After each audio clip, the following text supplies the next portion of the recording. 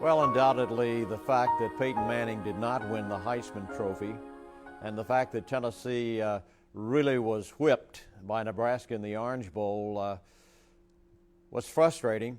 But underneath that Orange Bowl game, probably none of us really realized the silver lining, because that was the birth of T. Martin at quarterback. One of the best 2 weeks, actually, practice that we had was when Peyton was injured after the SEC championship, and T could feel that this team was his and at that particular time, and possibly he would be the starter in a national championship game against Nebraska. And I think our confidence in him soared at that particular time, and the team's confidence in him, because he managed it so well. Tennessee lost to Nebraska, but learned a valuable lesson.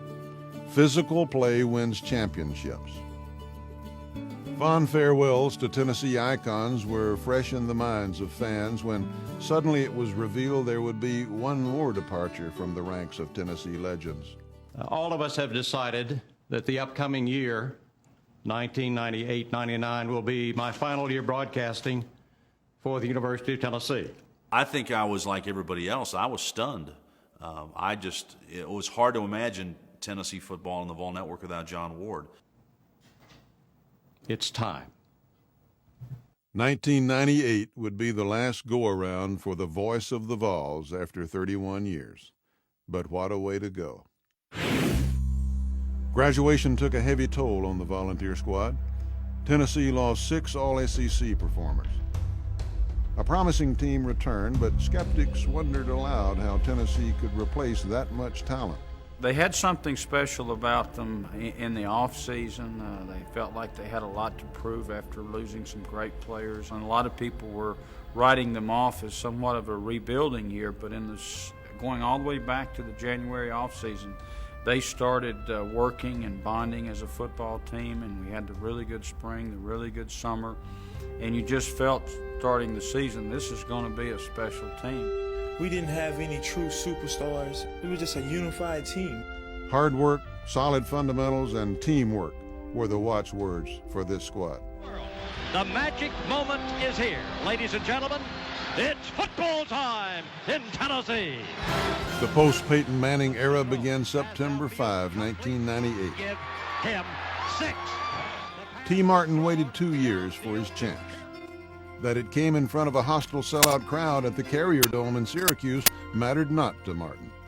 You have to understand, when T. Martin started as a junior, the jury was still out whether or not he could play. There was a lot of doubters. Didn't anybody think that his first season could come in and do the things that he done? But only the team knew that T. Martin was a great athlete. When it was my time to start, man, it was my time to go out and have fun with the guys, and that's all I did. He never backed away from a challenge, and this was no time to start.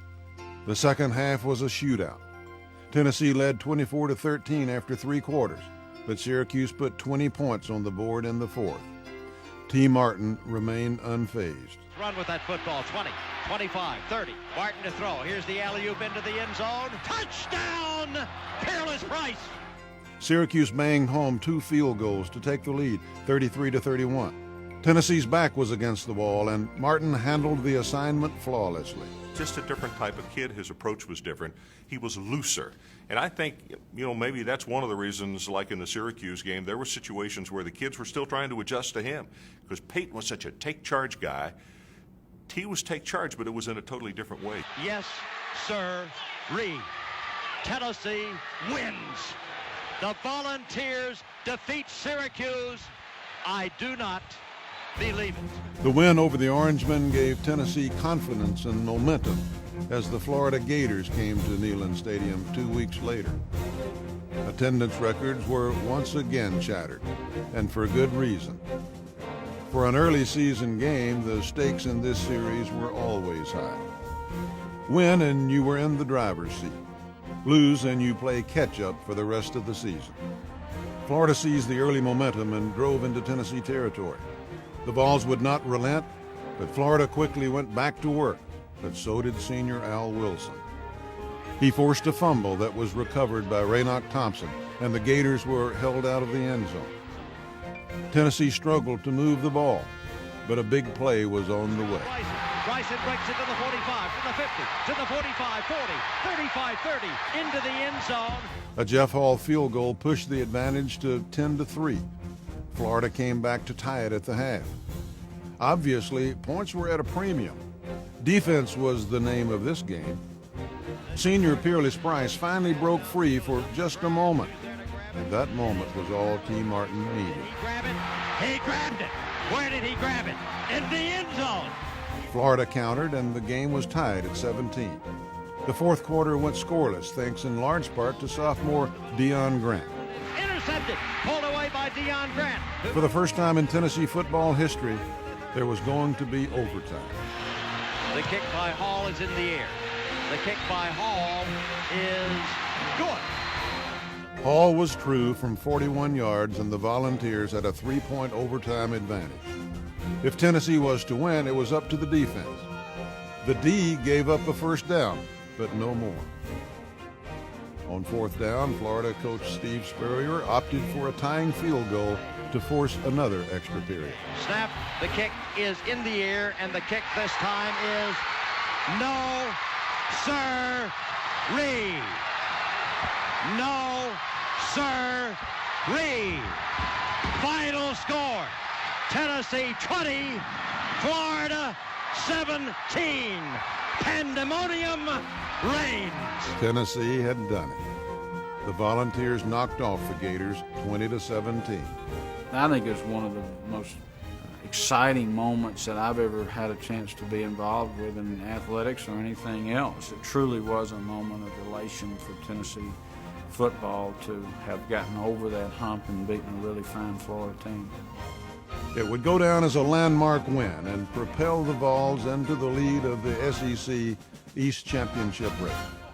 And I tell you what, we owe a huge hip-hip hooray for our defense. Yeah!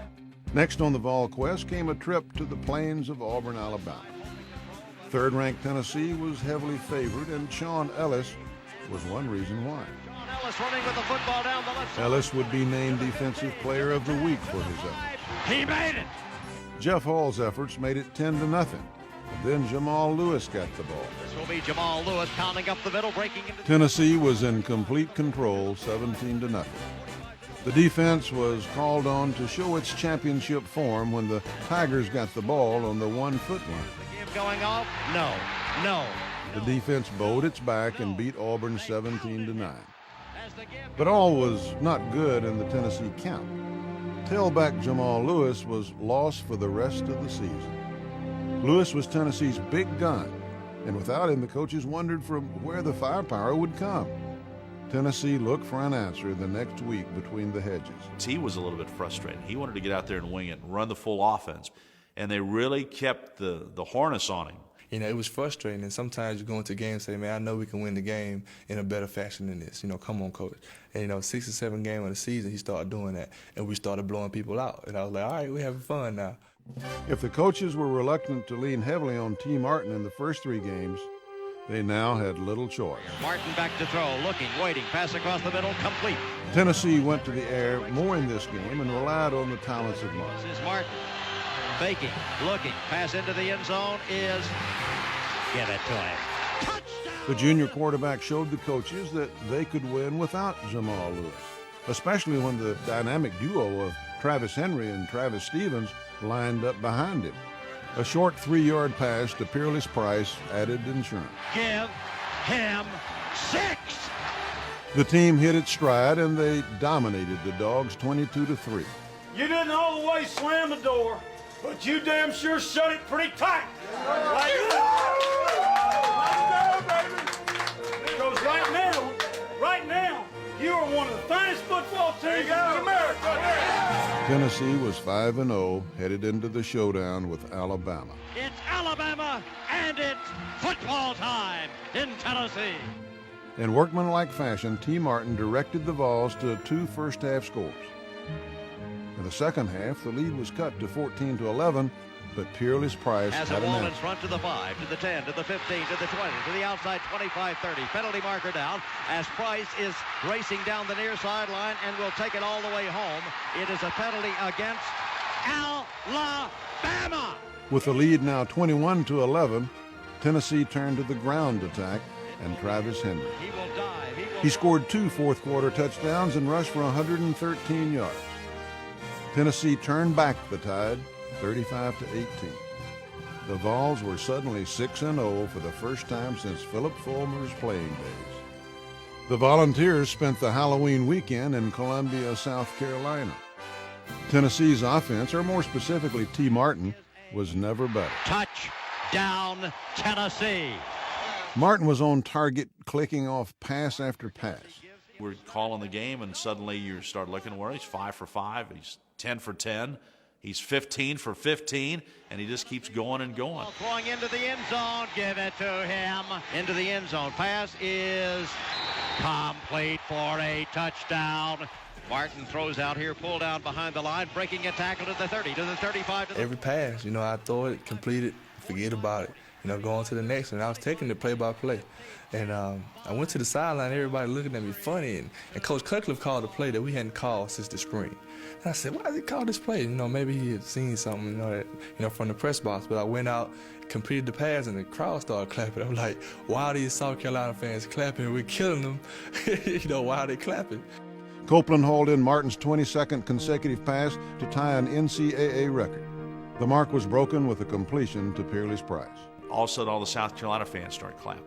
And that was the real special thing about it. I think everybody knew that they had just seen something they'll never see again. And T. Martin was so flawless that day. It's hard to imagine anybody could play quarterback at Tennessee any better than T. Martin did that day. It was amazing. It was a blessing. I still don't know how I did it. If I can go out right now and try to throw it to you 24 times, I don't know if I could make it. Tennessee rolled to a 49-14 win on this record-setting day. All time! All time! Not Tennessee, not Southeastern Conference. All time! Having an NCAA record, which you just think how many years and years and years of NCAA football and how many passes have been thrown by how many great quarterbacks, I think that really makes a statement for his greatness. The Vols were 7-0. Undefeated Tennessee moved to the top of the college football polls the next week after beating UAB 37-13 for the 8th victory of the season.